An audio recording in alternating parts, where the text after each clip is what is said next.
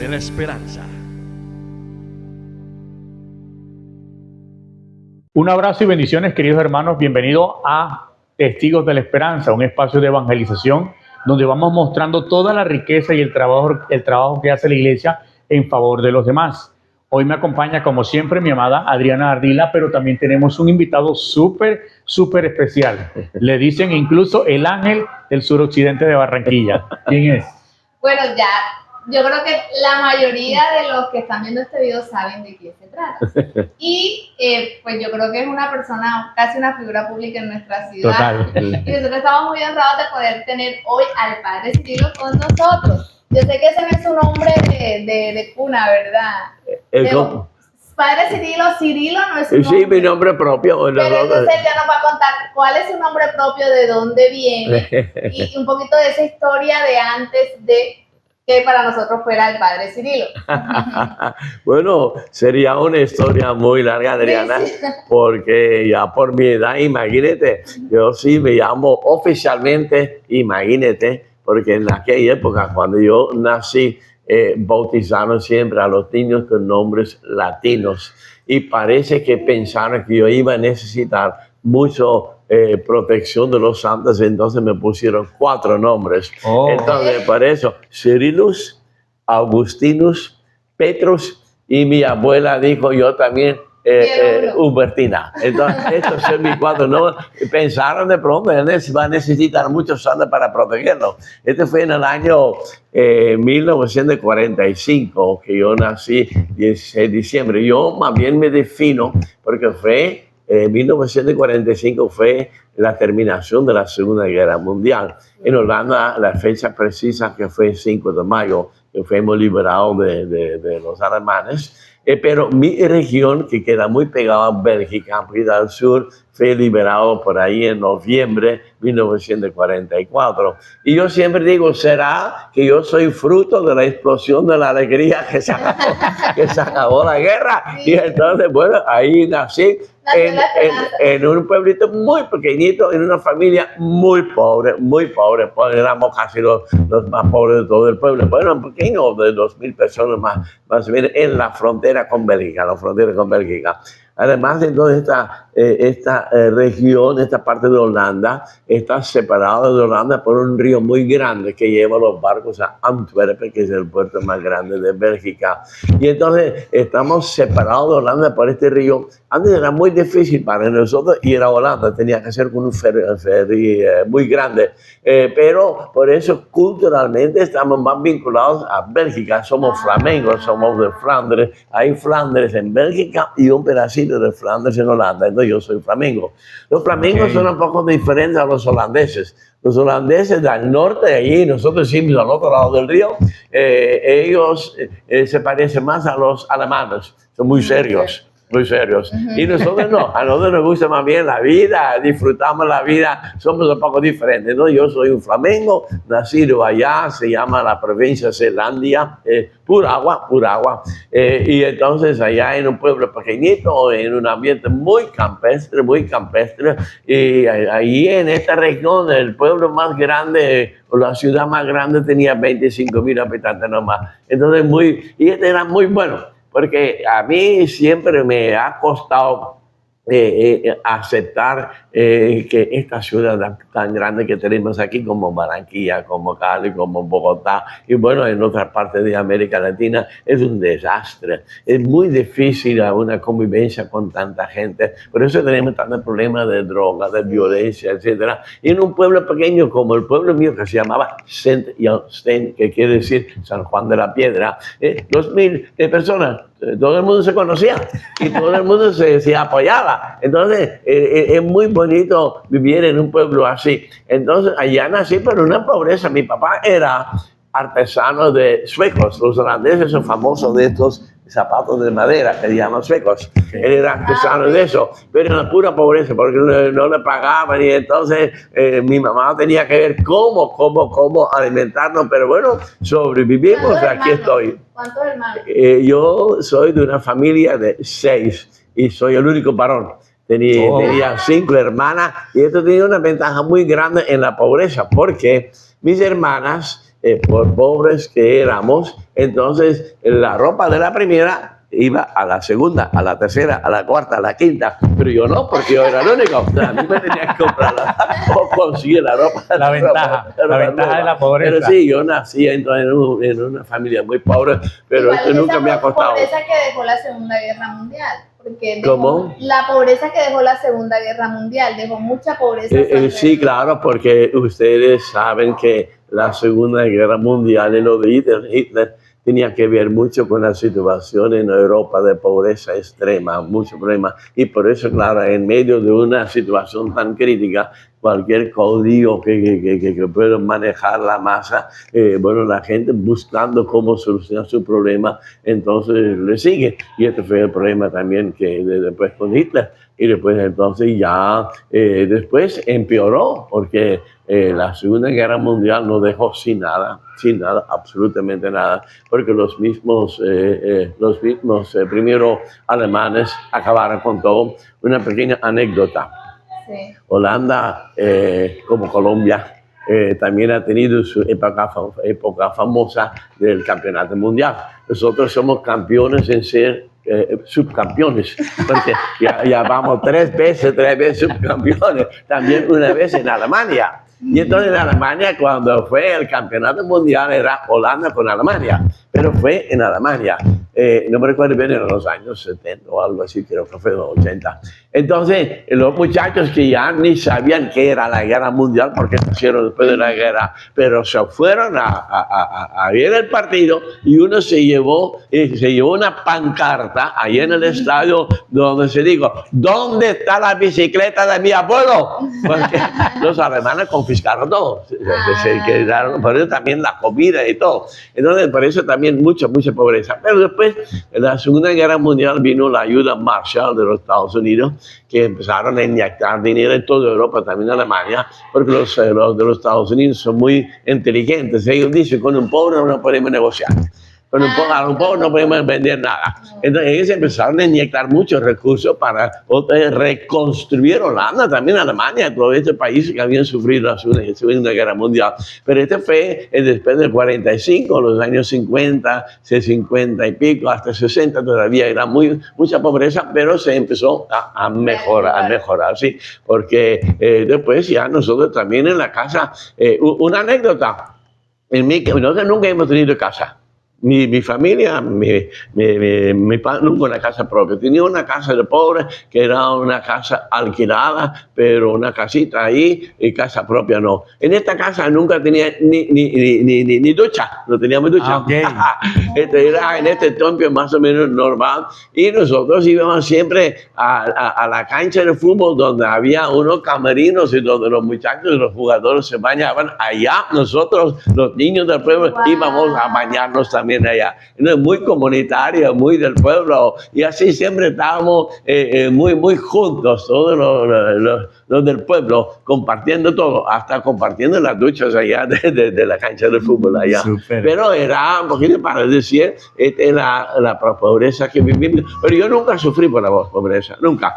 Solamente yo sí me nació mucha admiración por mi padre, cómo podía manejar, tener un hogar de seis niños, cómo podían manejar. Entonces, realmente una admiración muy grande, que en medio de la pobreza ellos no nos dejaron sufrir. Yo todavía, cuando mi mamá murió, yo celebré la misa, que fue en Holanda, en el año 2000. Entonces yo celebré la misa y recordé a la gente. Nosotros éramos pobres, pero yo agradezco mucho a mi mamá todo lo que nos había dado, y todavía me recuerdo que no había una sopa más sabrosa de tomate que la sopa de mi mamá en medio de la pobreza. Súper bonito. En el medio de todas esas dificultades, ¿sí fue sintiendo llamado por el Señor, por la cruz? Bueno, sí, era un pueblo muy católico, muy católico. Yo creo que como Dios llama, más bien por parte de Él, no de nosotros. Esto no hay que decir que yo quería ser sacerdote, no. Más bien la iniciativa viene de Él, no de uno. Claro. Entonces, ¿por qué? Es un pueblo muy católico, muy católico. Imagínate, en este pueblo donde había 2000 habitantes, habían 3 sacerdotes, el párroco y 2 capellanes. Impresionante. Ahora en toda esta región, donde había unos 20 parroquias, ahora hay un solo sacerdote. Es decir, ha cambiado mucho, sí, claro. Pero en aquella época, sí, mi pueblo era muy católico, muy católico. Entonces todos los días a la misa, los que estábamos en el colegio también a la misa, también los domingos teníamos un centro parroquial donde podíamos jugar billar y tenis y naipes, una cantidad para divertirnos porque no había más nada. Entonces era muy marcado por la presencia de la iglesia. Entonces en el pueblo habían 2 autoridades, el alcalde y el párroco. Eran los que tenían el poder. Y entonces, muy católico. Entonces, yo era muchacho como todos, jugando fútbol y divirtiéndome con los amigos, pero tenía un tío que años antes sí había entrado en la comunidad de nosotros de Bélgica, en la comunidad de nosotros que se llama Ministros de los Enfermos. Nosotros tenemos 2 nombres, uno que más o menos indica lo que hacemos y el otro nombre es el fundador. Entonces, Ministro de los Enfermos, a esto nos dedicamos, pero también nos conocen como Padres Camilos, y es por el fundador, el que fundó la orden en 1580. Ya somos viejos de 400 y pico de años que San Camilo en Roma fundó la orden. Entonces yo tenía un tío, no sé cómo entró a él, pero él ya era sacerdote de la comunidad de nosotros. Y él, claro, cada ratico nos visitaba y estaba comentando lo que él estaba viviendo, su vida, su servicio, sobre todo en Francia, porque me recuerdo que él en muchos años estaba en Francia. Después entró en la comunidad un primo mucho mayor que yo, también entró. Después otro primo también entró. Entonces ya por tanta gente que estaban allá en la comunidad, a mí me llegó mucha información de su vida, de lo que estaban haciendo. Y ellos también por su parte al promotor vocacional dijeron, bueno, que tenían que ir de pueblo en pueblo para hablar del carisma, a ver si habían vocaciones. Entonces llegó también allá y todavía me recuerdo cuando nos visitó, yo estaba jugando fútbol y entonces me llamaron y mi mamá siempre me recordó, cuando a ti te estaban buscando para ver si tenía interés o vocación para entrar en la comunidad de los caminos, tú viniste con una cabeza más roja, porque de tanto jugar fútbol. Entonces él me estaba hablando y me gustó y entré, pero yo creo que la vocación se va a ir formando poco a poco por lo que uno ve, por lo que uno vive, por lo que uno va conociendo. Y por casualidad, muy bueno, tenía que ir lejos. Holanda no es grande, pero el seminario menor de nosotros quedó al otro lado de Holanda. Yo estaba muy cerca del Mar del Norte y el seminario menor quedó en una pequeña ciudad que se llama Roermond, que queda a 5 kilómetros de la frontera con Alemania. Entonces, para ir al otro lado del mundo. Primero tenía que pasar por el Río Grande con este ferry allá y después entonces al seminario. Entonces para un muchacho de 2 años ir tan lejos no era cualquier cosa, pero tenía la suerte que era un seminario muy pequeño, muy personalizado. Y el director, el padre José, que también ha estado aquí, el director era de mi región. Entonces me sentía a gusto también por él y porque era muy pequeño, era también en medio de un bosque grande que nosotros teníamos que mantener y mucha naturaleza. Entonces siempre me gustó y bueno, ahí fui buscando mi camino en el seminario menor y bueno, terminando el seminario menor, entonces tenía que ir a Austria, donde teníamos el noviciado. El noviciado dice con alemanes, uno de Dinamarca, algunos de Austria y nosotros 2 de Holanda. Allí hice mi noviciado. Cuando terminé el noviciado, nos mandaron a Alemania, a Münster, para empezar los estudios ya formales, que eran los estudios primero de la filosofía. Entonces yo estudié la filosofía allá en Münster.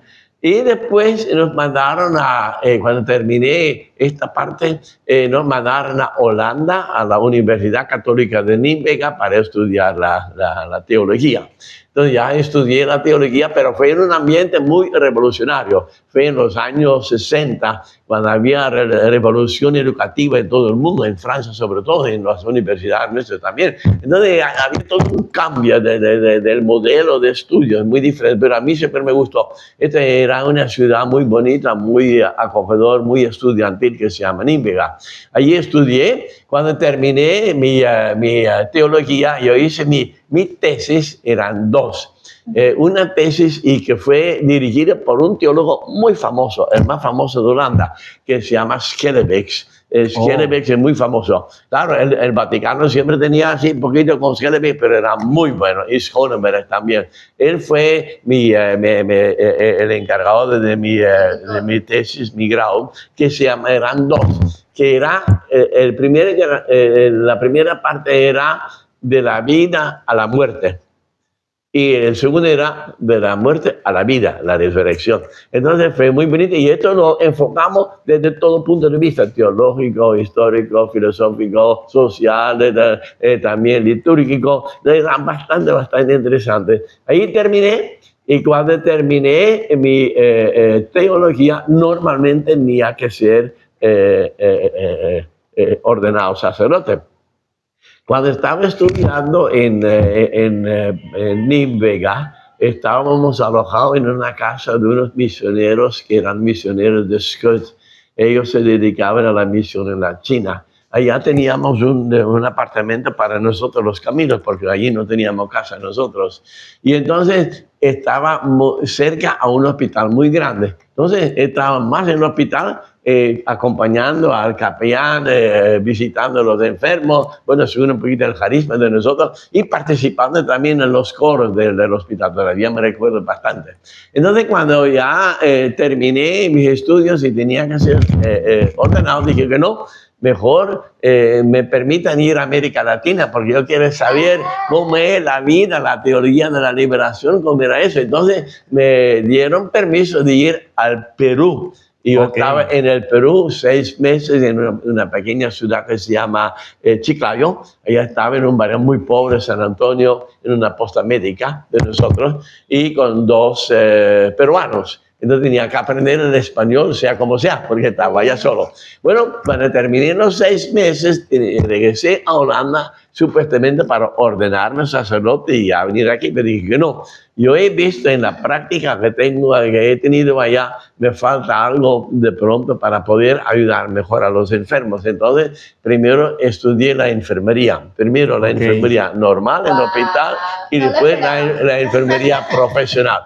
Cuando terminé la enfermería profesional, dije, ahora sí, y me ordenaron sacerdote en este hospital donde siempre había prestado servicio. Era muy bonito, con el cardenal Alfred, que fue el que me ordenó allá en el hospital.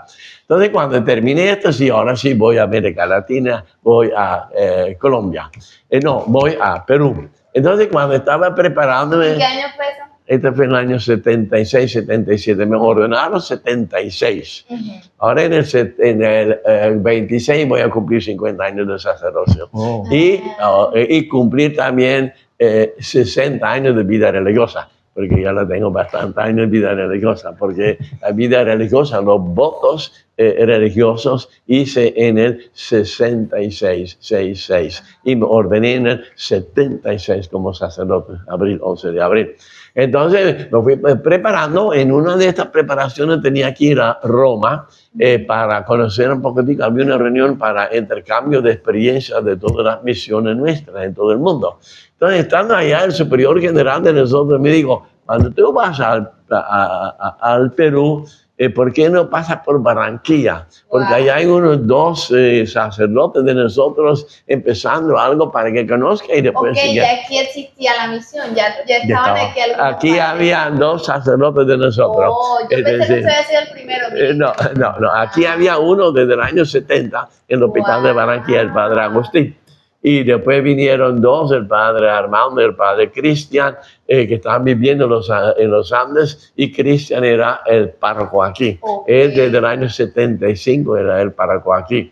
Entonces, y el otro estaba trabajando en el hospital de Barranquilla. Entonces, cuando yo llegué aquí, supuestamente para 3 semanas, me dijeron, estando 2 semanas, ¿por qué no te quedas? Y entonces yo vi que aquí había mucho por hacer, porque La Paz era el último barrio en este, ni Circunvalar, ni Los Olivos, ni nada. Entonces era el último, este era pobre. Y entonces yo dije, sí, aquí sí hay mucho trabajo, y ellos eran los únicos. Entonces en Perú teníamos, creo que hasta 10 personas, 10 sacerdotes, peruanos, holandeses, españoles, de todos los países. Entonces, bueno, si ahí hay 10 y aquí casi no hay nada, mejor me quedo aquí. Cuando ellos me lo ofrecieron, no me invitaron. Pero yo dije que me gustaría hacer una reforma de la comunidad y propuse que yo organizara aquí una comunidad de religiosos caminos holandeses y los que estaban aquí, que eran italianos, que también estaban en Medellín y en Bogotá y necesitaban mucha ayuda, que ellos más bien fueran allá, a ayudar allá, y yo me encargaba aquí de formar y organizar la comunidad con holandeses. Fue aprobado, viajé al Perú para buscar al padre José, que fue mi director en el seminario, y él estaba en el Perú en este tiempo. Pero dije, José, ¿por qué me acompañas? Y él vino, y él sí estaba aquí con nosotros 10 años, y después de poquito más también, y el padre Francisco. Y así empezamos aquí, y aquí estamos todavía. Tanta información así tan buena. Entonces llega aquí a Los Olivos, esto no había nada por aquí. La Paz. Sí. Y comienza a hacer trabajo. ¿Qué fue lo primero que hicieron aquí? Bueno, lo primero que fue escuchar a la gente. Mira, yo era el párroco de la parroquia. Entonces, primero era la parroquia. Y desde la parroquia empezamos a ver con la gente de qué manera podemos acompañar a la gente, qué es lo que se necesita aquí. Entonces, allá empezamos como Camilo Bien, que una necesidad muy grande era la salud, porque aquí había un centro de salud donde ahora está la policía, pero allá nunca negó nadie. A veces para cobrar fines del mes o en la quincena apareció una enfermera o un médico, pero no había servicio. Entonces empezamos de pronto mejor como Camilo, empezamos a ver cómo organizar mejor el servicio de salud. Y ahí nació la propuesta del Centro de Salud San Camilo, que fue la primera obra grande, para decirlo así, que empezamos con ayuda de Holanda, ayuda de Alemania, y inauguramos en 1980 el Centro de Salud San Camilo. Yo nací ahí. ¿Naciste? En 1988. Mamá fue beneficiaria. Para que vea. Así hay mucha gente que me lo dice, y gente mayor. Y mi sobrina nació, tiene 21 años, también nació ahí. Nació ya, ¿no? Sí, claro. Entonces, a nosotros nos ha dolido mucho que teníamos que cerrar San Camilo, porque claro que fue la primera obra. Bueno, aparte, yo contribuí primero en esta casa, porque los que estaban aquí, los italianos, vivían en los Andes y siempre venían en carro todos los días a prestar aquí el servicio. Y que no, tampoco tenemos que vivir aquí. Pero la primera obra que hice fue que construí esta casa. Después construí la casa de las hermanas, y mientras tanto empezamos a construir el Centro de Salud de San Camilo. Ahí empezamos, pero siempre con el énfasis, y este es muy importante, en el énfasis en lo que es la salud como un tema integral. Entendimos que cuando no hay educación no puede haber salud. Si no hay servicios públicos, no hay salud. Si no hay cultura, no hay salud. Si no hay vivienda digna, no hay salud. Entonces, por eso empezamos a meternos en todo eso, y el proyecto desde el inicio le describimos así. Y este es lo que todavía tratamos de hacer: construir juntos una sana y sanadora comunidad. Porque decimos, ir al hospital para acompañar a los enfermos y los que van a morir, creo que se necesita, pero es mejor prevenir. Entonces, mejor empezar a ver cómo podemos evitar que tanta gente tenga que ir al hospital, donde a veces ni reciben el servicio y donde muchas veces se mueren. ¿Por qué no empezamos aquí en el sector a hacer un trabajo preventivo, que la gente de pronto no tenga la necesidad de ir al hospital, que pueden ser atendidos aquí, pero en un tema integral. Por ejemplo, María llegó unos años después, 6 años después. Con ella después hicimos un proyecto muy grande que fue el proyecto de la instalación del agua para 20,000 personas, La Paz, Ciudad Modesto, ¿cómo se llama? 7 de agosto. Y esto hicimos nosotros. Nosotros contratamos a la gente, nosotros compramos los materiales, lo hicimos con el acompañamiento de la AAA, la parte técnica, y lo hicimos con recursos del Estado. Y uno dice, pero ¿por qué un sacerdote se mete a instalar el agua y después el alcantarillado? Pero fue exactamente en este contexto de que opinamos, si no hay servicios públicos, entonces esto afecta la vida digna de la gente. Por eso nos metemos en deporte, ahí está la cancha, en educación. También el colegio comunal mixto es fruto de eso. San Pablo. San Pablo ya existía. Ya existía, empezó las damas de las Mercedes, que como Zeneta Buchay y otros, ellos sí empezaron a San Pablo, pero siempre con la parroquia. Siempre nosotros acompañamos todo este trabajo en San Pablo. Yo todavía me recuerdo que era muy pobre San Pablo, y después nosotros gestionamos en Holanda los recursos para hacer la primera reconstrucción, que fue la planta de abajo, y lo hicimos de esta manera que más tarde se podía construir un segundo piso. Bueno, así quedó, lo hicimos, y bueno, después sí continuaron las damas de las Mercedes y consiguieron apoyo con Christian Knight, con Tecnolas. Ahí está el colegio San Pablo. La biblioteca también, atención de niños que con discapacidad se declara también. Y ahora hay muchos más proyectos en este momento. Tenemos, por ejemplo, la Casa Lúdica, que queda aquí a 3 cuadras, que está dedicado a los muchachos para que primero no se dejan tentar por estos grupos de violencia, la guerrilla o otros grupos también, que no se dejan tentar entonces por la violencia ni tampoco por la droga. Para los jóvenes. Para los jóvenes. Pero allá, este es un proyecto que iniciamos por iniciativa nuestra, pero después la Cancillería colombiana se dio cuenta. Y yo más bien tenía la idea, viendo un poquito la situación de los jóvenes, yo quería hacer un proyecto que tenía este nombre: una escuela, taller de formación ética y estética de jóvenes en peligro por la tentación de la droga y la violencia. Este fue el proyecto que yo no tenía ni plata ni nada. Después un amigo, Rafael Serín, me ayudó para comprar una casa. Ahí empezamos. Yo tenía mucho contacto en este entonces con Gases del Caribe, y allá hay alguien que es una subgerente, subdirectora, que es que era la hermana de la canciller de este entonces. Esto es Clementina. Entonces ella habló con su hermana, que hacía un proyecto de este índolo. Y su hermana, la canciller, dice, no, pero nosotros hacemos lo mismo en toda Colombia, que se llama Casa Lúdica, ¿por qué no hacemos algo en Barranquilla también? Y así entonces nació el proyecto entre la Cancillería colombiana, nosotros y el distrito de Barranquilla, el proyecto de la Casa Lúdica, dedicado a los niños de 5 hasta 2 años, pero no decimos que no. Hay que ampliar, porque los muchachos que están más en peligro son de 13, 14, 15, 17 años. También hay que atender a ellos. Y hay que atender su entorno familiar. Por eso esto hacemos allá. Está también un proyecto basado en unos pilares, pero todo tiene que ver con la parte lúdica, la música, la pintura, los dibujos, el deporte, también sus derechos, su formación ética, su formación estética. Entonces, allá tenemos por ahí unos 300 niños con recursos del distrito, pero me debe mucha plata. Esto sí, es el cuento de siempre.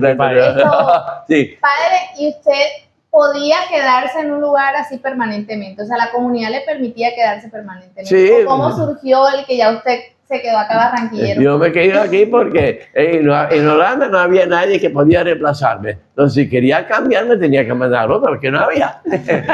Entonces, así yo me quedé, y hasta ahora nunca han querido también sacarme de aquí.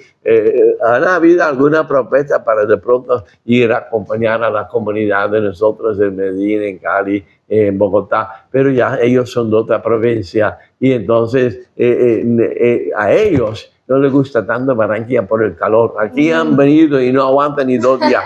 Entonces, era muy difícil conseguir un reemplazo. Entonces, bajo esta condición, bueno, yo como soy, aquí me quedo. Aquí me quedo yo, entonces aquí estoy. Entonces, pero hay una cosa muy importante.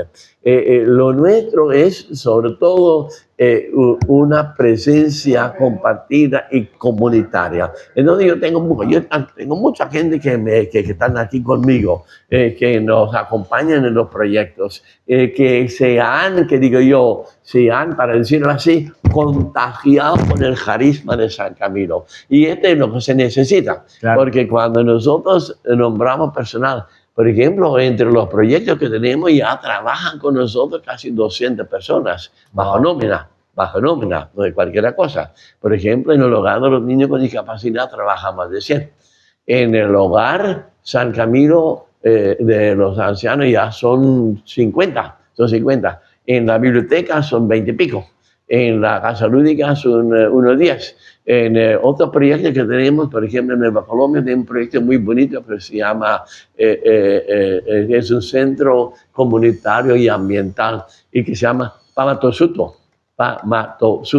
Es decir, para todos nosotros. Es en Palenque porque allá hay una población afrocolombiana y está funcionando bastante bien, muy bonito, muy bonito. Ah, claro, nosotros hemos estado allí con una fundación, yo soy fisioterapeuta, entonces yo fui a dar como unas clases a los niños de estimulación. Ah, sí. Entonces estuvimos ahí un tiempo y yo, qué lugar tan hermoso, era como llegar a otro mundo. La puerta cambia inmediatamente, muy hermoso y estaba funcionando muchas cosas. Claro, allá hay muchas actividades y lo bonito es, nosotros lo construimos, pero la gente organiza sus cosas, se invitan y hay mucha vida allá. La comunidad, eso es lo que le iba a preguntar.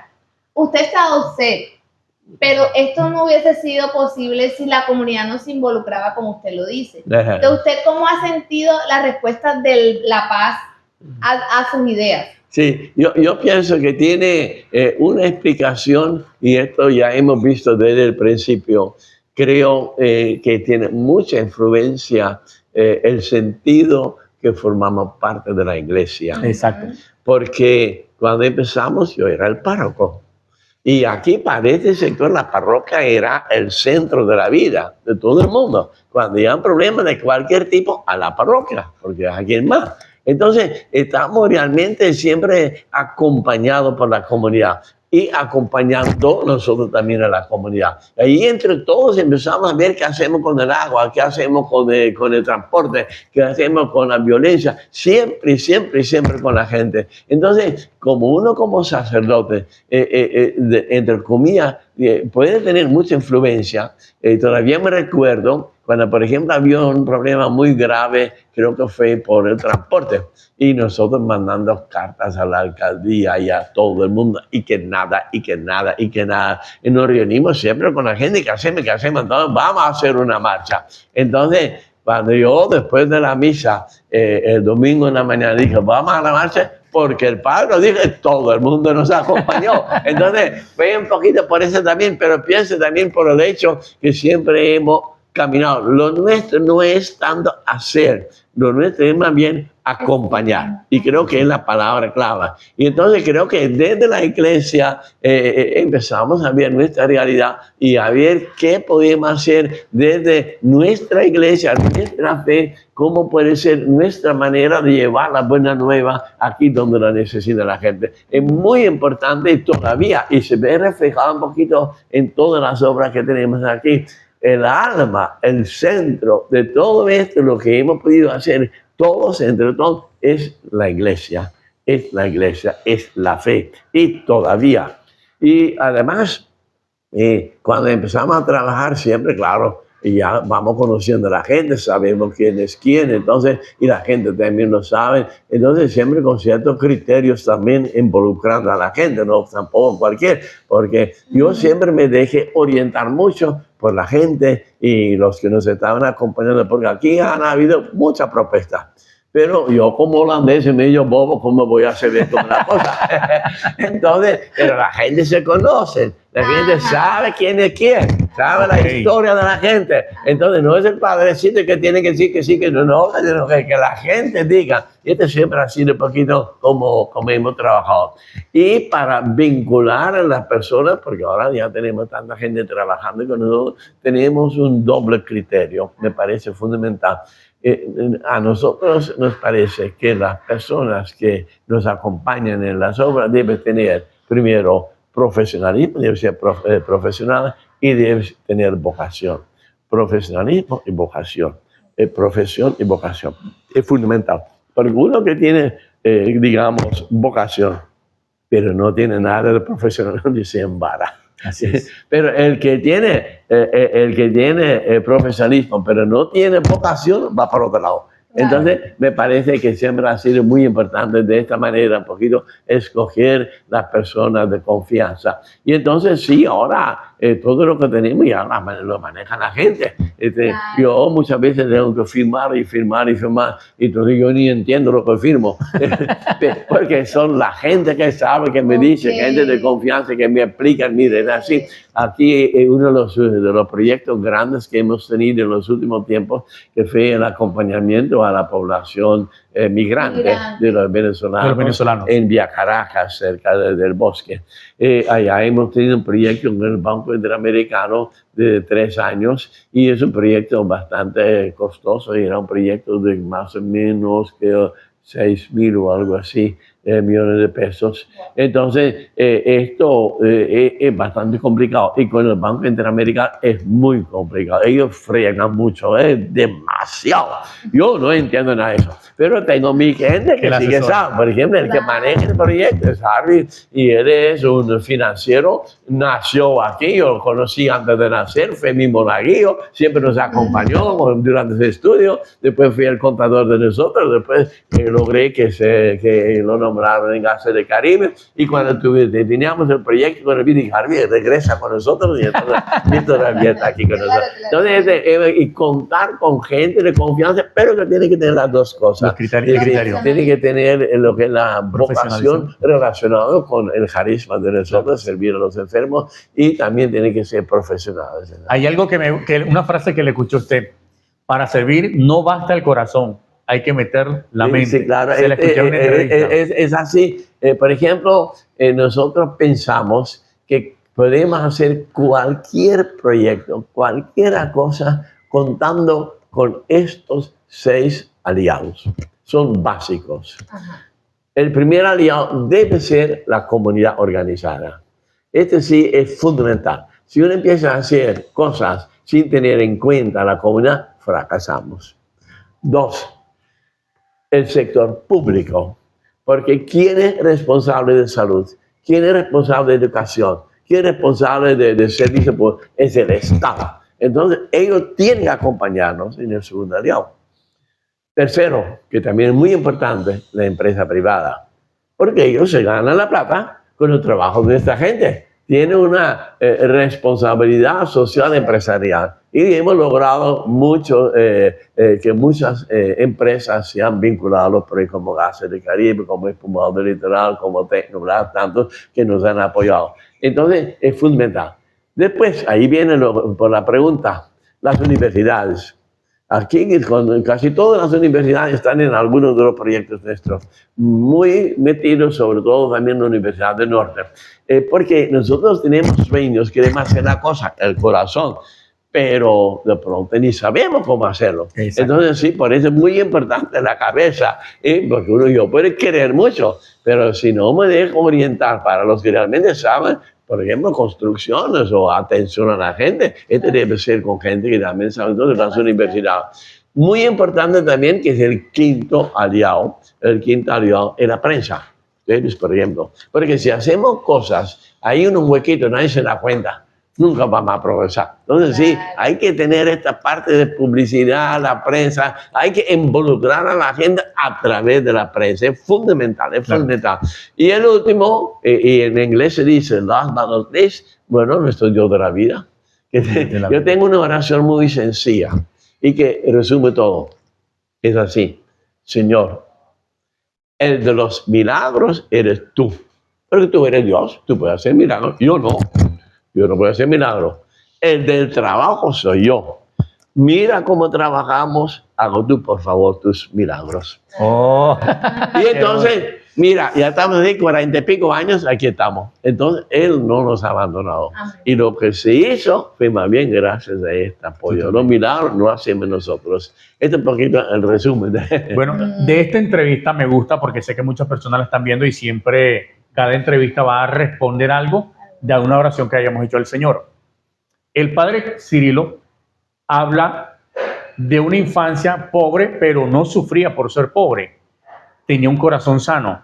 Y uno de los lemas que tiene en este trabajo es sanar la comunidad para que la comunidad se siga sanando y siga transportando sanación a otras partes. Una buena mirada a nuestra infancia, adolescencia, nos puede llevar a vivir la vida de manera distinta. Como un hombre pobre, en medio de necesidades, que admiraba a su padre, más que todo, no lo rechaza, sino lo que lo acoge, porque es el don de sobresalir, de echar hacia adelante, lo admira y saca adelante. ¿Qué dio? Un hijo, una persona que ha venido a transformar el sur de Barranquilla y de los cuales nosotros somos testigos. Lo ha hecho a través de su historia, que lo hizo sensible, pero también esa sensibilidad al servicio de Dios lo lleva a desbordarse por la sensibilidad de los demás, meterse en el dolor de los demás y meterle cabeza y corazón para que todo quede bien hecho, ¿cierto? Yo le quería preguntar, Sí. dos cosas que le gusten de Barranquilla, de su gente o de las dos cosas que usted le diga a otras personas en otro país. Me gustan estas dos cosas de Barranquilla. Bueno, son dos O de los cosas. barranquilleros. Sí. Bueno, primero, el estilo de vida. Y estas son las dos cosas que resumo así. El barranquillero, primero, es descomplicado y está abierto. Tiene sus ventanas, sus puertas, será por el clima, pero tiene sus ventanas, sus puertas, tiene abierto. Yo lo digo porque yo he vivido 6 meses en el Perú. Muy diferente. El tipo andino es muy cerrado, hasta la casa cerrado. Y entonces aquí abierto. Esta es la primera cosa que siempre me ha impresionado. El estilo de vida, esta apertura de abrir el corazón. Mira, por ejemplo, aquí hay mucho menos niños en la calle que, por ejemplo, en Bogotá, en Medellín. La gente de alguna manera los acoge. Entonces, ese es el barranquillero, abierto, acogedor, y ven acá, y la puerta abierta. Y dos, que puede ser interpretado de manera positiva o negativa. Pero yo, y le voy a decir una anécdota que refleja esto. Lo que a mí me impresiona mucho del barranquillero es su capacidad de improvisar. Por ejemplo, si un holandés va con un carro por ahí en alguna parte y el carro se va a dañar, pues ¿qué hago? ¿Cómo hago? ¿Qué hace el barranquillero? ¿Le da una patada o busca un alambrito y de alguna manera lo arregla? Pero ahora les voy a dar un ejemplo. Es muy capaz de improvisar, solucionar los problemas improvisando. Un ejemplo, y esto describe, y es verdad lo que voy a decir. Una vez yo estaba en la orilla del río, allá donde el puertecito ¿cómo se llama? Aquí, Sabana Grande, ahí está el puerto. Y entonces, ¿saben lo que yo vi pasar por allá? Yo vi pasar una canoa que estaba transportando 8 vagas.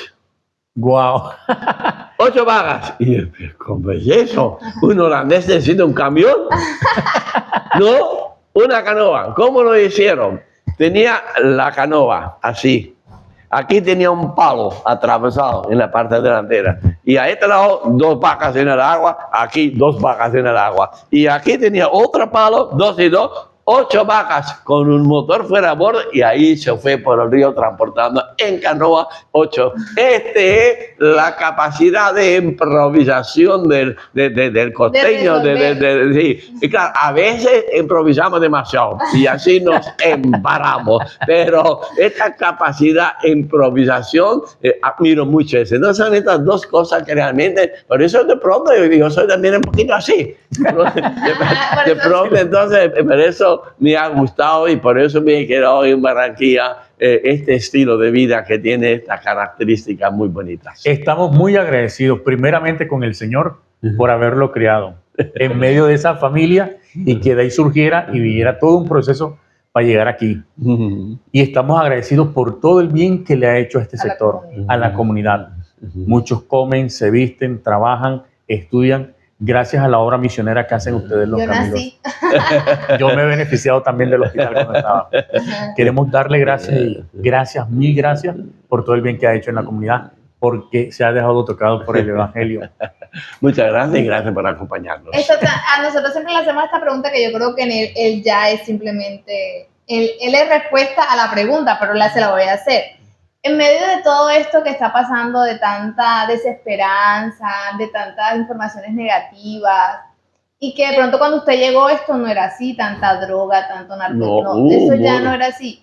¿Cómo hacer, qué le dice usted a los que nos están viendo de cómo ser testigos de la esperanza en medio de tantas realidades difíciles? Sí, yo creo que hay una cosa muy importante y que hay que ver las cosas con ojos de la fe. Porque todo lo que vemos y todo lo que sufrimos tiene que ver con personas que todos son hijos de Dios.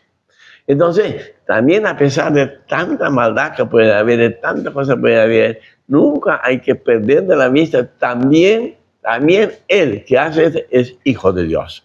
Entonces, esto quiere decir que no tengo que ver cómo apartarlo, cómo excluirlo, cómo estigmatizarlo. Siempre mantener la puerta abierta para ver si de pronto, de alguna manera, también va descubriendo esta misma persona que es hijo de Dios. No hacemos milagros, Dios hará cuando Él quiere y como Él quiere. Pero es muy importante, le voy a dar un ejemplo. Nosotros estamos trabajando y en muchas obras hemos contratado gente que yo sé que son gente que han sido malas. Pero si yo no le doy trabajo, tiene su familia, tiene sus hijos, entonces tiene que conseguir, sea como sea. Entonces, si yo le doy plata, de pronto sí tiene la comida para sus niños y sí no tiene que atracar o robar o qué sé yo. Entonces, y sobre todo siempre mantener abierto, no rechazar, no estigmatizar. Creo que, entonces, con este criterio, ¿no? Todos son hijos de Dios. Algo de bueno tiene en el fondo. Claro. O sea, de pronto tapados van a ser por tantas cosas del pasado que no sabemos, pero algo bueno tiene también. Entonces es empezar a descubrir que tiene que tener algo bueno, empezar a descubrir. Es la manera como tratamos. Qué lindo. Bueno, muchas gracias, de verdad que estamos súper felices de poder contar con usted. Y les decimos a todos que compartan este video, que se lo vean hasta el final. Creo que va a estar dividido en 2 partes, así que esperen la segunda parte. Y pues damos gracias a Dios por permitirnos estar aquí, por permitirnos pues ser testigos de la esperanza a través de este medio. Claro, un abrazo y bendiciones a todos. Esperemos que compartan el video y que investiguen más sobre la orden religiosa de los Camilos para que conozcan. Y si de pronto alguien quiere acercarse, puede venir al barrio La Paz, a la parroquia y acercarse y conocer. Si usted se mueve con esto, ayudar a otras personas, bienvenido sea. Un abrazo y bendiciones. Padre, muchísimas gracias. Muchas gracias y bendiciones también. Amén. Muchas gracias. Amén. Sí, amén.